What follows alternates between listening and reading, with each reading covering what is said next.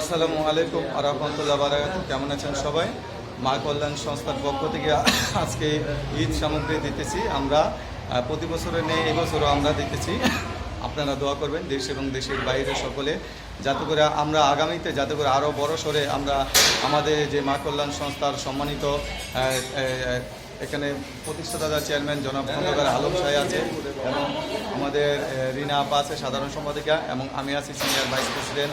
আর এখানে আমাদের যে আছে আমাদের মা কল্যাণ সংস্থার সম্মানিত সদস্যরা আছে এবং আছে আমাদের মাঝে এইমাত্র চলে এসেছে আমাদের এককালীন বাংলাদেশের চলচ্চিত্রের উজ্জ্বল নক্ষত্র চিত্রনায়িকা রঞ্জিতা কোনা, আমার খুব কাছের বন্ধু, মা কল্যাণ সংস্থার সম্মানিত সহসভাপতি।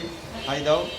হাই এভরিওয়ান, সবাই কেমন আছেন? সবাইকে দোয়া করবেন আগামীতে যাতে করে আমরা আরও বড় পরিসরে আমরা ঈদ সামগ্রী দিতে পারি। এই যে আমাদের এখানে ঈদ সামগ্রী আছে আপনারা দেখতেছেন, হ্যাঁ এই যে ঈদ সামগ্রী আছে আমরা দিব।